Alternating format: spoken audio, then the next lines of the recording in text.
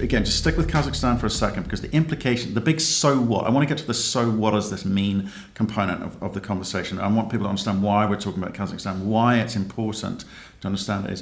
So if I look at Australia, who've handled this COVID disruption extremely well, you've had about 100 deaths, population, whatever, 24 million. You've handled it extremely well. You've taken it extremely seriously, as has New Zealand. The Qantas CEO came out with a statement last week and said, we are not going to get back to international flights until July 2021. That's how seriously they're treating it. Okay, that was a statement from a CEO of an Australian company. Kazatomprom, if they came out with a statement like that, that would send the industry into a tailspin, wouldn't it? Well, it would, yeah. It's 40% of the world's production, and the world's lowest cost production, with the exception of one or two byproduct streams of uranium. So it would absolutely set the world into a tailspin. But I do think that a statement like that's very unlikely. It's a good one reserved for your uranium dreams between about 3 and 4 in the morning, when on the mornings where you're not officiating conferences on the other side of the world.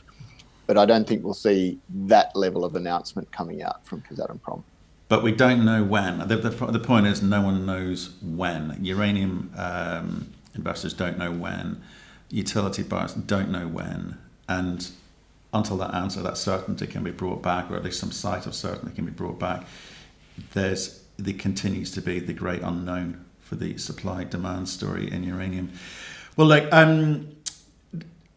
talk about the so what component here. So given what we're hearing out of Kazakhstan, what do you think people are going to start doing? I think, people looking at uranium as an investment proposition, it's getting more and more attractive, because the supply side is just being hammered every day that this continues. Okay, the story becomes more and more positive on the supply side. The demand side, I think, is well understood. So for investors looking at uranium as an investment proposition, looking at this, I guess they must be pretty intrigued, confused, and maybe excited in equal measure.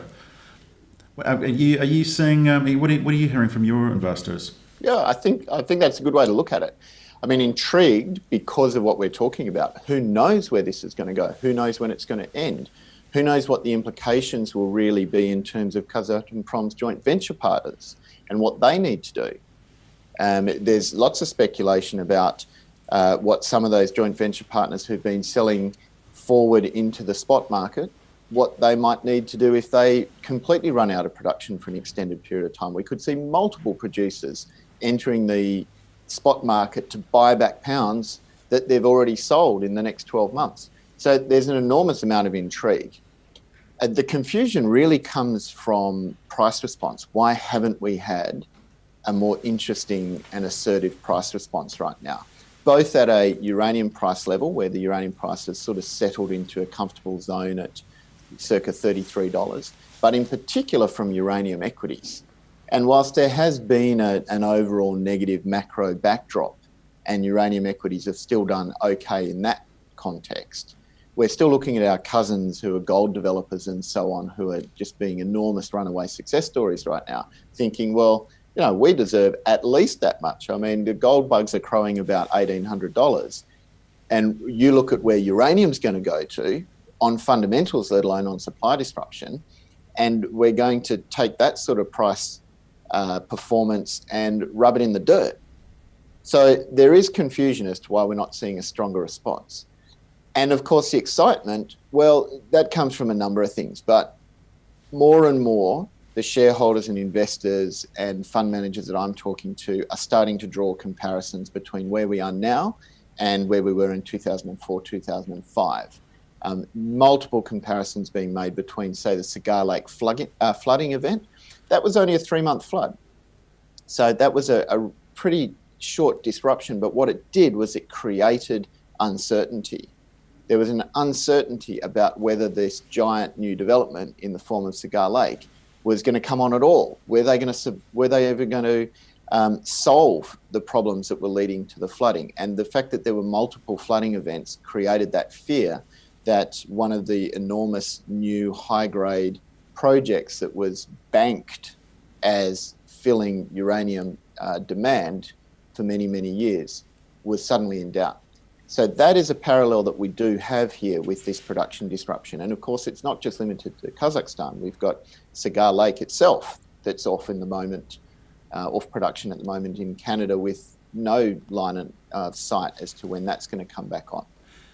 So equal measures, yeah, I'd agree with that. I think all of those things are running through uranium investors' minds at the moment.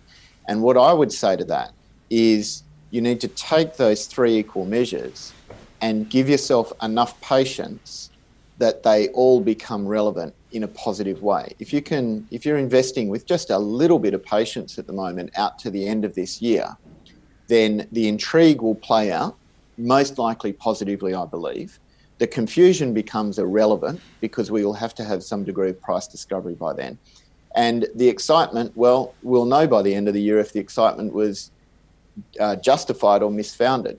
But it'll definitely be there. And for equities investors, that's a chance to take advantage of the volatility that will follow.